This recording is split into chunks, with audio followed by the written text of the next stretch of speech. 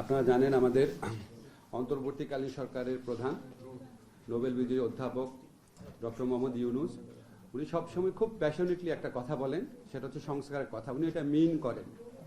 উনি সবসময় আমাদের সাথে একান্ত আলোচনাতেই বলেন যে যদি সংস্কারই কিছু না হয় তাহলে আমাকে তোমরা আনলা কেন। উনি যখন এই কথাটা বলে আমরা বুঝতে পারি উনি কতটা মিন করেন জিনিসটা। ফরচুনেটলি আমরা আইন ও বিচার ও সংসদ বিষয়ক মন্ত্রণালয়ের পক্ষ থেকে আমরা সংস্কারের লক্ষ্যে ইতিমধ্যে অনেকগুলো কর্মসূচি নিতে পেরেছি। আপনারা আমাকে কথা বলতে দেখেন, কিন্তু এর মূল কৃতিত্ব হচ্ছে আমাদের যারা অফিসার আছে ওনারা দিন রাত কষ্ট করেন। অনেক সময় শুক্র শনিবার অফিস করেছেন, অফিস আওয়ার পরেও অফিস করেন, এবং আমি তাদের সাথে খুবই রাগারাগি করি কাজে একটুখানি দেরি হলেও, তারপরও তারা এত একনিষ্ঠভাবে কাজ করেন। মূল ক্রেডিট হচ্ছে ওনাদের। আমি জাস্ট আপনার এটাকে হয়তো একটু গাইড করি, একটু এটাকে আপনার এনকারেজ করার চেষ্টা করি। তো আমি আপনাদেরকে বলি, আমাদের মন্ত্রণালয়ের পক্ষ থেকে আমরা 3টা টার্গেট করেছি সংস্কার কার্যক্রমের ব্যাপারে। একটা হচ্ছে দ্রুত এবং স্বল্পতম সময়ে অল্প খরচে মামলার নিষ্পত্তি করা। এই লক্ষ্যে আমরা গুরুত্বপূর্ণ একটা পরিবর্তন অলরেডি করেছি। সেটা হচ্ছে আমরা বাংলাদেশে এটা আগে হয় নাই কখনো এত বড় পরিবর্তন, সেটা হচ্ছে আমরা সিভিল প্রসিডিউর কোডের পরিবর্তন করেছি। আপনারা জানেন আমাকে অনেক আইনজীবীরা ধন্যবাদ জানিয়েছেন যে আমরা কতগুলা পদক্ষেপ সেখানে নিয়েছি।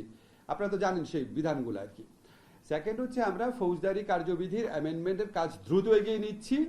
আশা করি আমরা আগামী 1 মাসের মধ্যে এটা আমরা আইন আকারে পাশ করতে পারবো। এটা নিয়ে আমরা একটা কনসালটেশন করেছি, আর একটা কনসালটেশন অতি দ্রুত করব। তো প্রথম লক্ষ্য ছিল দ্রুত এবং স্বল্প খরচে মামলা নিষ্পত্তি করা। এটার লক্ষ্যে আমরা সিপিসি এবং সিআরপিসির অ্যামেন্ডমেন্ট করেছি। সেকেন্ড যে লক্ষ্য সেটা হচ্ছে ন্যায় বিচার নিশ্চিত করা। এটা খুব কঠিন কাজ।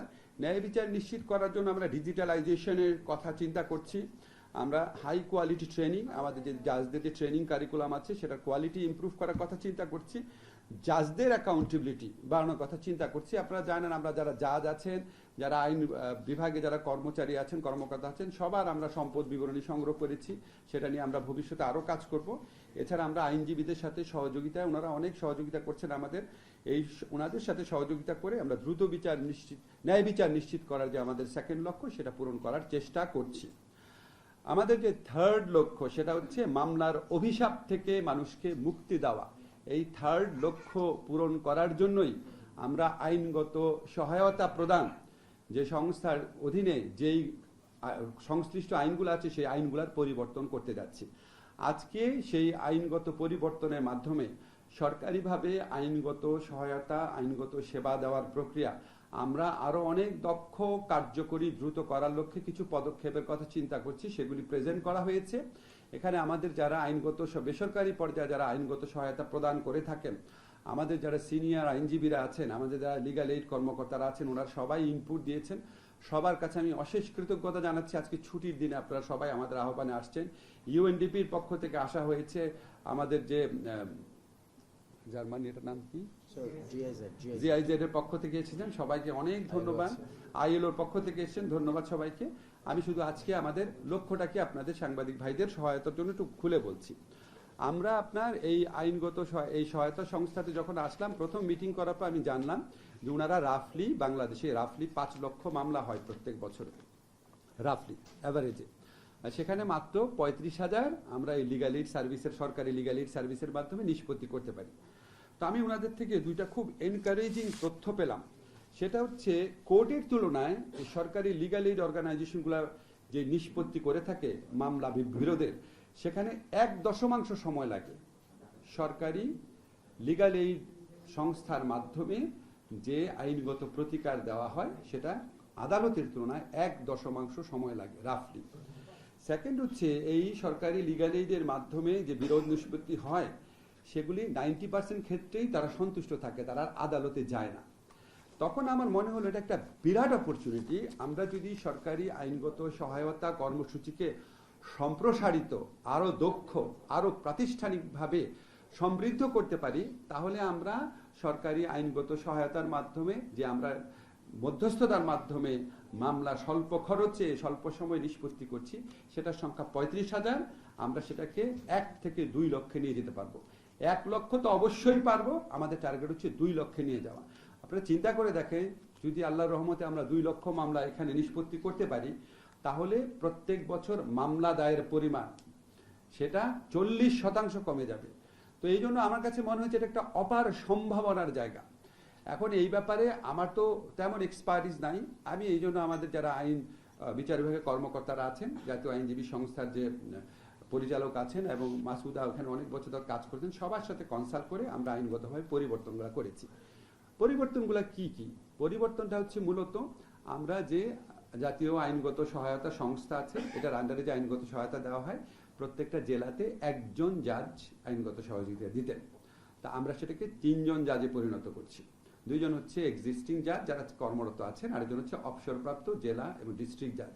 কেন আমরা অবসরপ্রাপ্ত জেলা ডিস্ট্রিক্ট জাজেরা আনলাম? কারণ ওনাদের সুদীর্ঘ অভিজ্ঞতা আছে আর মানুষের একটা কনফিডেন্স আছে। মানুষ যদি মনে করে একজন অবসরপ্রাপ্ত জেলা এবং ডিস্ট্রিক্ট জাজ জেলা এবং দায়রা জাজ আমার মামলাটা নিষ্পত্তি করে দিচ্ছে, ওনার একটা কনফিডেন্স ফিল করে।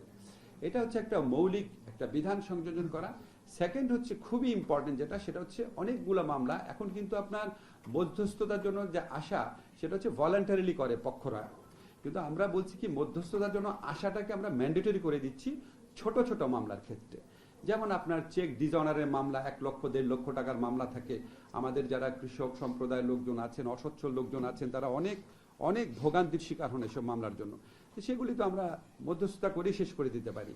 পারিবারিক যে বিরোধ সেগুলি আমরা মধ্যস্থতা করে শেষ করতে পারি। কম্পাউন্ডেবল কিছু ছোট ছোট ফৌজদারি অপরাধ আছে, নামই কম্পাউন্ডেবল, আপোষযোগ্য। তা আপোষযোগ্য হলে আপনি ম্যান্ডেটরিলি আপোষ করতে আসেন, ম্যান্ডেটরিলি বা বাধ্যতামূলকভাবে যে আপোষ করতে যিনি আসছেন উনার কিন্তু মামলা করার অধিকার কেড়ে নেওয়া হচ্ছে না। উনি যদি মধ্যস্থতায় সন্তুষ্ট না হন উনি অবশ্যই মামলা করতে যেতে পারবেন। মামলা করতে তো যেতে পারবেনই, উনার যে তামাদি কয়েকদিন সময় মধ্যস্থতার জন্য ব্যয় হলো ওই সময়টাও উনাকে এক্সট্রা দেওয়ার বিধান থাকবে। কাজে আমরা মধ্যস্থতার জন্য আশাটাকে বাধ্যতামূলক করছি, মধ্যস্থতার রায় মেনে নেওয়াকে বাধ্যতামূলক করছি না।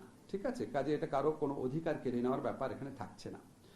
থার্ড যে আমরা মেজর চেঞ্জটা করতে যাচ্ছি, এটা দুটাই মেজর চেঞ্জ। থার্ড আমরা মেজর চেঞ্জ যেটা করতে যাচ্ছি যে আগে লিগ্যাল এইডের যে সিদ্ধান্ত সেটা বাস্তবায়নে একটু অনিশ্চয়তা ছিল, এখন আমরা সেটাকে বলবৎযোগ্য করার মাধ্যমে এটাকে আরো নিশ্চিত করতে যাচ্ছি, যাতে এটা আপনার কেউ যদি একটা পক্ষ আমি মধ্যস্থতা মেনে গেলাম, সিগনেচারটি করে গেলাম, কিন্তু বাস্তবায়নের সময় আমি সহযোগিতা করলাম না, ওই সহযোগিতাটা যেন পাওয়া সম্ভব হয় সেই ব্যবস্থাটা করতে যাচ্ছি। আপনাদের এখানে অনেক ভালো ভালো সাজেশন এসছে।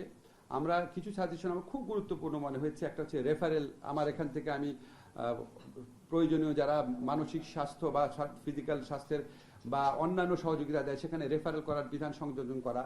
তারপরে আমাদের যারা বেসরকারিভাবে আইনগত সহায়তা দিচ্ছেন ওনাদের সহযোগিতা নেওয়া, এখানে আমরা এটার আন্ডারে MOU করতে পারি নাকি সেই সহযোগিতা দেখা। তারপর আপনার কিছু ডেফিনেশনাল চেঞ্জের কথা বলেছেন, সেটা আমরা অবশ্যই ভাববো। আমরা প্রত্যেকটা জিনিস নোট নিয়েছি, আমরা সেটার আলোকে পরিবর্তন করার চেষ্টা করব।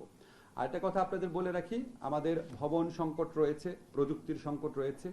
আমার একটা ব্যক্তিগত পলিসি হচ্ছে আমি কোনো বিদেশি সংস্থার সাহায্য নিতে চাই না। আমাদের মধ্যে একটা প্রবণতা আছে যে আমরা নিজস্ব মানে সামর্থ্যের দিকে তাকাই না, সবসময় মনে আছে একটা প্রকল্প করে ফেলি, কিছু টাকা পয়সা নিয়ে আসি। দরকার নাই। বাংলাদেশ সরকার এত পুয়ার না, বাংলাদেশ সরকারের সম্পদে এত সীমাবদ্ধতা নাই, আমাদের সম্পদের মাধ্যমে এটা করা সম্ভব। আমাদের এই অভ্যাসটা পরিত্যাগ করতে হবে। কিছু হলে একটা প্রজেক্টের কাছে যাওয়া, ওনাদের কাছ থেকে আমরা পরামর্শ নেব, আমাদের ওনাদের কাছে কোনো টাকা নিতে চাই না। আমাদের যদি কোনো জায়গায় লিগ্যাল এইড দিতে গিয়ে যদি আমাদের সমস্যা হয়, ভবন স্থান সংকুলন হচ্ছে না, আমরা ব্র্যাকের কাছে যাব, ব্লাস্টের কাছে যাব, প্রশিকার কাছে যাব, আপনাদের সাথে MOU করবো যে ভাই আপনি সপ্তাহে 2টা দিন আপনার বিল্ডিংটা যে ছুটির দিনটা আছে সেটা আমাকে ইউজ করতে দেন। আমরা এগুলিকে এক্সপ্লোর করি না, আমরা প্রথম এগুলি এক্সপ্লোর করব। আমরা আমাদের নিজস্ব সামর্থ্যের ভিত্তিতে ইনশাআল্লাহ আমাদের যে থার্ড অবজেক্টিভটা আপনাদের বললাম, মামলার অভিশাপ থেকে মানুষকে মুক্তি দেওয়া, সেটার লক্ষ্যে ইনশাআল্লাহ লক্ষ্য স্থির করেছি। 1 জুলাই থেকে কাজ শুরু করব।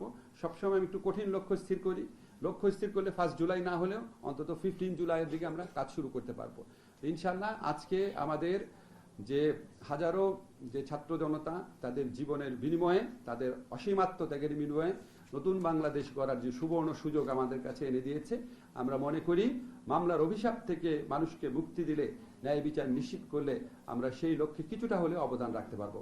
আপনাদের সবার সহযোগিতার জন্য ধন্যবাদ।